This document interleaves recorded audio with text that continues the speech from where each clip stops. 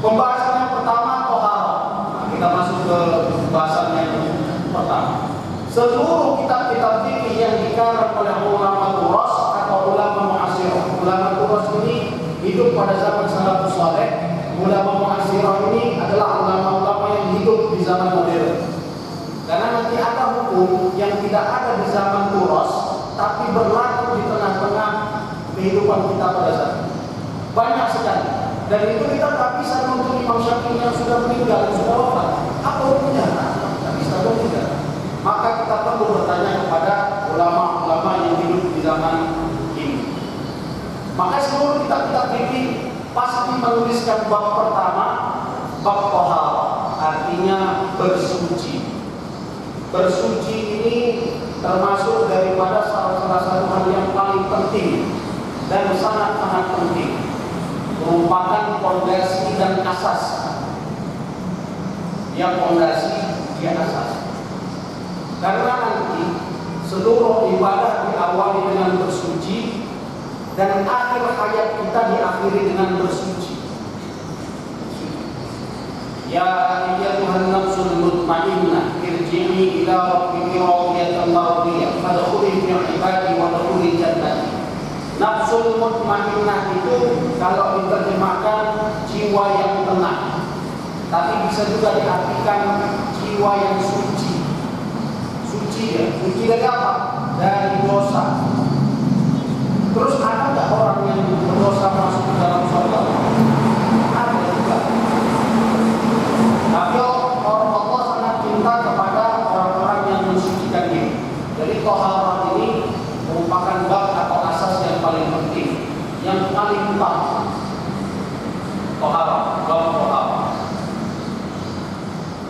Tohara ini bukan hanya sekedar berwudu, kan? Bukan hanya sekedar berwudu, tapi nanti banyak hal yang terkait dengan bab tohara ini. Sholat hukumnya wajib. Sholat hukumnya wajib, tapi orang sholat tanpa tohara tidak sah sholat. Orang sholat tanpa wudu, sholatnya tak sah. Maka tidak ada satu kewajiban yang menyebutkan tohara itu wajib. Tidak ada. Wudu wajib atau sunnah? Hukumnya awalnya sunnah, tapi karena dia muta'alaq atau berkaitan dengan yang wajib, maka hukumnya wajib. Sekarang kalau kita wudu, hukumnya sunnah karena enggak masuk waktu sholat. Tapi ketika datang waktu sholat, maka hukumnya wajib. Sekarang kita tak wajib berwudu, tapi kalau mau baca Quran wajib berwudu. La yamassuhu illa al-mutahharun. Tidak boleh menyentuhnya atau membacanya bagi orang-orang yang menyentuhnya ya. Kalau membacanya boleh, tapi makruh. Tidak boleh menyentuhnya atau mushaf Al-Quran itu bagi orang-orang yang tidak dalam keadaan suci. Kemudian bersuci atau tohara ini merupakan ibadah yang luar biasa. Sebelum kita masuk ke dalam pembahasan ini, ada salah seorang budak yang bernama Bilal bin Rabah. Bilal bin Rabah ini seorang budak, rupanya hitam legam, diperdekakan oleh Abu Bakar As-Siddiq.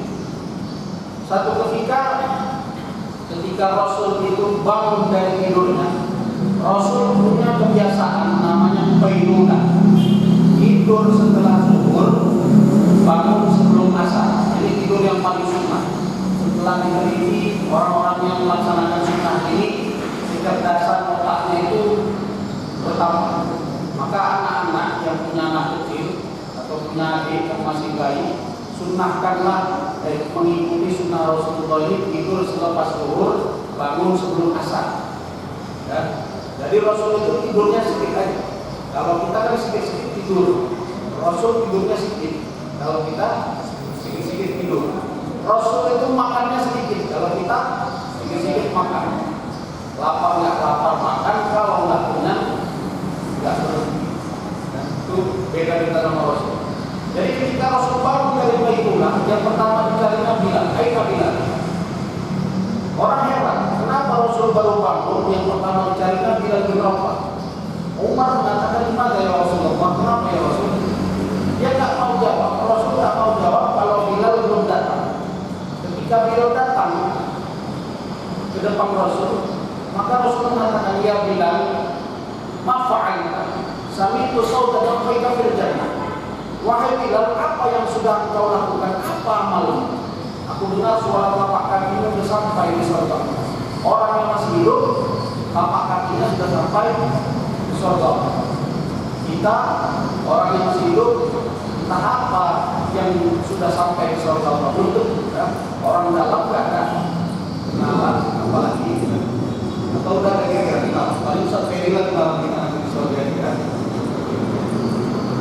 Maka Bilal mengatakan, habis berwudu, aku senantiasa menjaga wudu, memelihara wudu. Jadi Bilal bin Rabah ini 24 jam wudunya nggak pernah batal. Kalau pun batal, kita jadi dia memperbarui wudunya ulang. Wudu ini yang ringan kan? Tapi kita kalau habis sholat, Assalamualaikum warahmatullahi, Assalamualaikum warahmatullahi, buang angin. Tunggulah nanti kalau sholat barulah wudu lagi. Karena memang amal ibadahnya. Nah ternyata Bilal bin Rabah dimuliakan oleh Allah gara-gara toharoh tadi. Dalam hal ini adalah berwudu. Dalam kisah lain, ketika Rasulullah bersama para sahabat menunggangi kuda melewati perguburan muslim, tiba-tiba Rasulullah berhenti. Kemudian Rasul mencabut pelepah kurma, kemudian ditanamkan di kuburan itu. Pernah dengar nggak? Pernah dengar kan? Sahabat heran, kenapa ya Rasulullah? Rasul mengatakan jenazah ini diazab oleh Allah di dalam kubur. Di mana? Kenapa? Alasannya kenapa kata Rasulullah? Karena alasannya sepele. Apa itu? Tidak bersih dalam istinja. Ketika buang kotoran tak bersih yang mensucikan maaf alat kelamin. Itu juga termasuk dalam bab tohar. Jadi gara-gara tohar ada orang dimuliakan, gara-gara tohar tak sempurna ada orang diazab oleh Allah. Maka tohar ini bab yang penting. Kalau wudunya tak sah, sholatnya tak sah. Kalau maaf orang yang dalam keadaan janabah, dalam keadaan berhadas besar, mandi wajibnya tak sah, sholatnya tak sah, semua amalnya pun tak sah. Maka toharoh ini adalah satu bab yang sangat penting.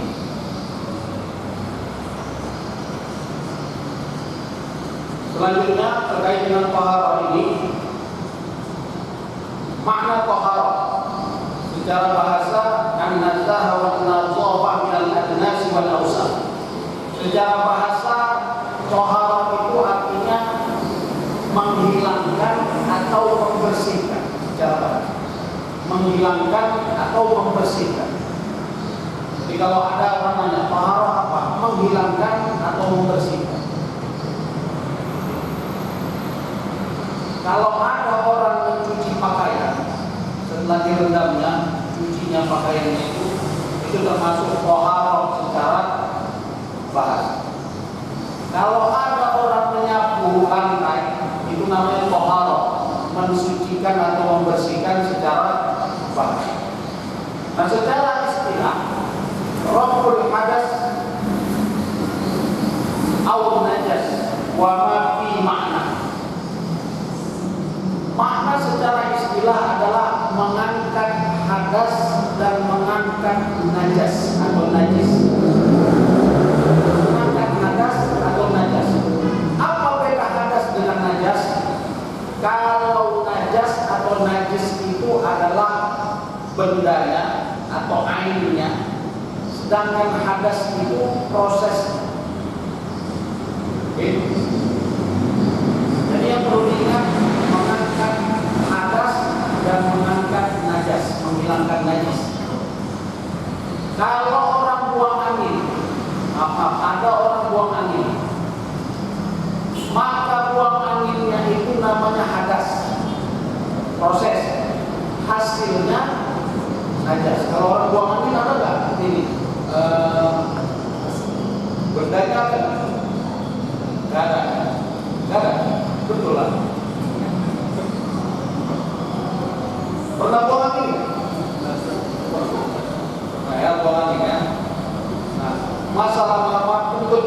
dibahas dalam fikih. Jadi ada bentuk besar namanya murad, ada bentuk kecil namanya fasmun. Kalau bentuk besar ada suaranya, kalau bentuk kecil tak ada suara, cuma baunya begini. Jika wajada ahadukum fi batnihi, kalau ada orang sholat Allahu Akbar, tiba-tiba terasa di perutnya ini macam mana bergerak-gerak, maka tak boleh kita membatalkan sholat kita kata Rasulullah. Hatta tajidariha au tasma'u sauta, sampai tua keadaan terdengar suaranya atau tercium baunya. Tapi kalau selama perut kita sakit belum ada dua keadaan ini, maka tak boleh kita membatalkan sholat. Maka ulama mengambil kesimpulan bentuk itu ada dua, ada bentuk kecil, ada bentuk besar. Bentuk kecil tak ada suaranya tapi baunya ada. Bentuk besar kadang-kadang suaranya nauzubillah, baunya enggak. Maka kalau orang kentut maka buang angin,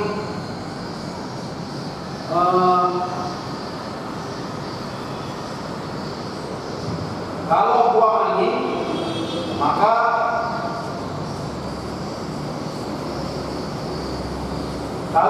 angin maka prosesnya buang angin hasilnya gas lagi. Maka hadas buang angin. Atau contoh yang lain misalnya seseorang yang buang air kecil kan, maka buang air kecil namanya hadas, air seninya namanya najis. Atau buang air besarnya namanya hadas, kemudian hasilnya itu najis. Dalam konteks yang lain misalnya seseorang yang melahirkan, perempuan yang melahirkan hadas atau enggak? Juga yang laki-laki, karena biasanya yang paling paham itu laki-laki. Masalah haid yang paling paham itu laki-laki atau perempuan? Gak ada Imam Mazhab itu perempuan. Imam Mazhab itu siapa? Laki-laki. Imam Syafi'i, Imam Maliki, Imam Hambali, Imam Hanafi, semua laki-laki kan? Ada yang perempuan. Tapi mereka paling paham soal membahas haid. Saya pun bingung lagi. Kenapa kok? Apalagi kok? Biasanya kalau udah punya istri lebih gak paham ya. Imam Syafi'i dulu, kenapa dia lebih paham masalah haid? Karena kalau wanita maaf haid, dia datang bulan, kan dia cuma hitung siklus dia aja. Dia nggak pernah hitung siklus orang lain. Kan nggak pernah. Ada nggak perempuan nanya gitu?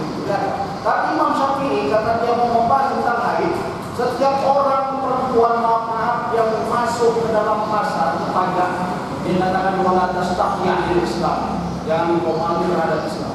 Dia tanya berapa hari masa haid? Sekian hari. Datang lagi perempuan berapa hari masa haid? Sekian.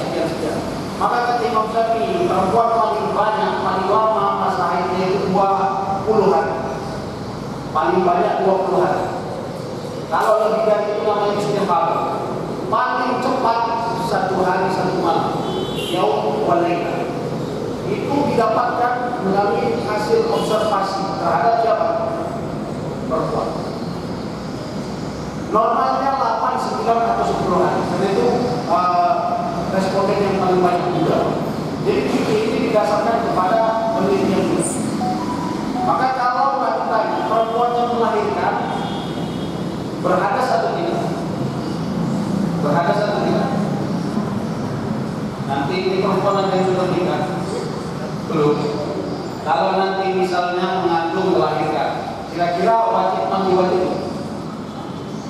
Wajib ya? Laki-laki wajib atau enggak?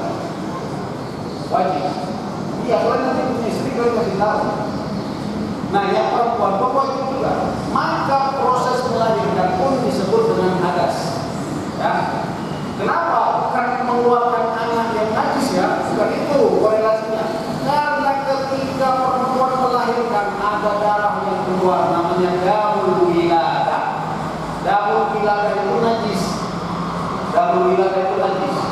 Karena meregang nyawa, bertaruh nyawa seorang perempuan itu melahirkan. kan? Kalau nggak hidup, mati. Maka setelah dia selesai, dia akan mati. Kemudian tidak hanya itu, 40 hari terus-menerus akan keluar darah. Namanya darah apa? Nifas. Nah, setelah selesai 40 hari keluar darah, wajib mandi kan? Wajib. Maka prosesnya namanya hadas, darah nifas namanya najis. Oke, bisa dibedakan ya? Bisa dibedakan mana hadas, mana najis. Atau misalnya suami istri, maaf karena sudah apa semua kan? Suami istri yang sudah menikah, sudah dilapaskan akad. Aku nikahkan akan nikah anak perempuan bulan di bulan dengan mas kawin seperangkat alat sholat dibayar hutang misalnya. Aku terima nikahnya bulan dengan mas kawin seperangkat alat sholat dibayar hutang misalnya, salah menikah. Berjimaklah laki-laki dan perempuan ini yang sudah suami istri. Maka proses jimaknya namanya hadas. Ada najisnya nggak yang keluar? Maaf, ada nggak najisnya? Ada ya? Ada yang keluar najis. Maaf, al-maniyu atau nutfah atau bahasa biologisnya sperma itu tidak najis. Kalau itu najis, kita semua ini najis. Karena itu asal muasal jika bakal manusia kan. Bukan itunya yang bernajis, tapi sebelum itu keluar ada namanya maji, ada namanya wadi. Laki-laki yang paham kan? Nah, maji dengan wadi itu najis, tapi kalau mani tidak. Maka prosesnya jima tadi hadas, hasilnya itu maji dan wadi adalah oke. Paham ya? Yang perempuan paham ya? Misalnya kalian berduduk yang perempuan bersentuhan dengan ayah kalian, batal tak wudhu? Enggak. Bersentuhan dengan suami kalian, batal atau tidak batal? Batal. Nah, batal ya. Nah, ini juga ada yang bilang batal, ada nggak yang bilang nggak batal? Imam Syafi'i mengatakan batal. Bisyahwatin aw ghairu bisyahwat, dengan syahwat ataupun tak syahwat. Ini istri ya, bukan istri tetangga ya, istri sendiri ya. Bisyahwatin aw ghairu syahwat, dengan syahwat ataupun tak dengan syahwat, maka hukumnya batal. Al-lams kal malbus, yang menyentuh, yang disentuh, dua-duanya batal. Maka menurut Imam Syafi'i suami istri kalau menyentuh batal. Apa dalilnya? Dari Imam Syafi'i perempuan itu dia bukan mahram. Tadi ayah kalian tadi yang sentuh, batal nggak? Kenapa dia nggak batal? Mahram. Apa itu mahram? Apa itu mahram, Pak? Haram untuk dilihat.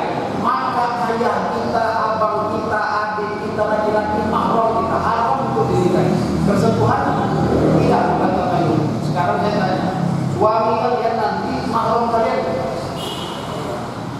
Mahram kalian kan? Kalau punya istri kalian mahram kalian kan? Nah, kita ulang lagi, konteks. Maka konteks apa? Konstruksi berpikirnya seperti itu. Misalnya gini, kenapa ayah kita tidak membatalkan wudhu? Karena mahram. Kenapa dia mahram? Haram dinikahi. Sekarang soalnya saya rubah. Ketika kalian punya suami, ketika punya istri, bersentuhan, haram atau batal atau tak batal wudhunya? Kenapa? Boleh dinikahi. Karena dia bukan mahram. Jadi kalau saya tanya, istri kalian mahram kalian enggak? Enggak. Suami kalian mahram kalian enggak? Enggak. Kenapa? Karena dia boleh dinikahi. Kalau nggak boleh dinikahi nanti sama seperti ayah kita. Namanya apa? Mahram. Bagi suami kita bukan mahram kita, istri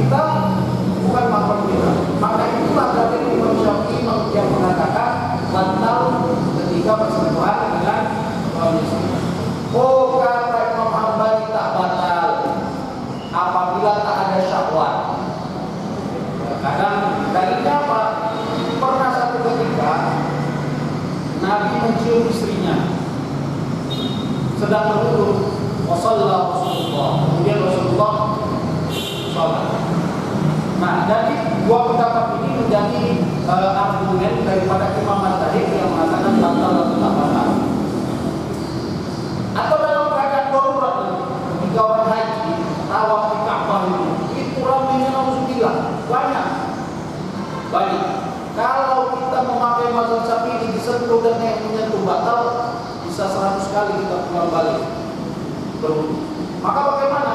Kita pakai mazhab Syafi'i juga dalam keadaan darurat, kita tak berniat menyentuh. Tapi kalau kita disentuh atau karena laki-laki kan terbuka bagian sebelah kanan,